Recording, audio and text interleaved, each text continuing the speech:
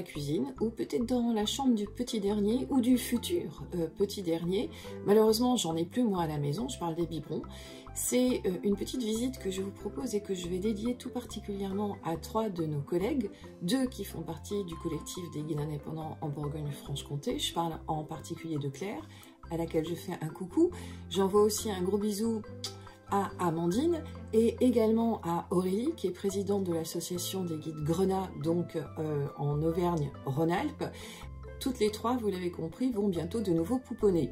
Et donc, dans mon placard, moi, je n'ai plus de biberon, puisque moi, mes enfants sont grands maintenant, mais vous en avez peut-être, vous, à la maison. Et c'est le prétexte tout trouvé pour faire un petit tour dans l'histoire de Dijon, dans le passé industriel dijonnais en particulier.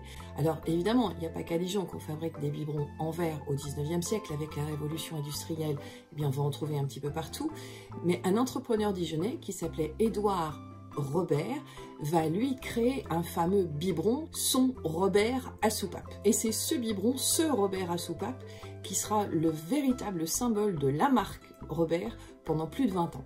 Il va même obtenir un prix, ce biberon Robert, en 1873, décerné par Paris, et l'année suivante, à Marseille, décerné par la Société de la protection de l'enfance. Il faut dire qu'à l'époque, les biberons sont tous en verre, certes, et les systèmes ne sont pas toujours très performants. On a un système de mèche parfois dans les biberons et c'est pas toujours évident à nettoyer, donc on a aussi une mortalité assez importante à cause de ça.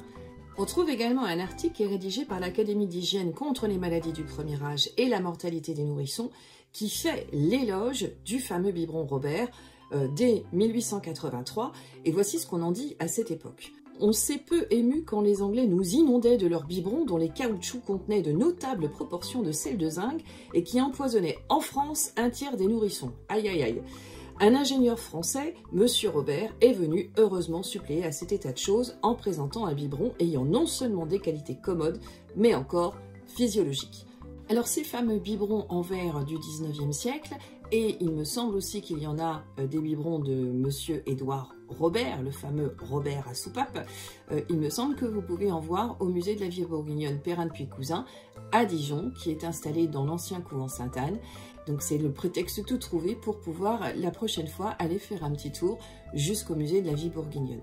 En tout cas, d'ici là, un grand courage à toutes les futures mamans et un grand coucou et de gros bisous à mes 3 collègues qui vont bientôt pouponner elles aussi. Et en attendant, prenez soin de vous. Alors quoi? Vous croyez que je vous ai pas entendu? Vous voulez savoir si la fameuse expression vient du fameux biberon d'Édouard Robert? Ça, c'est une excellente question. Et en attendant de trouver la réponse, faites attention à vous, prenez soin de vous.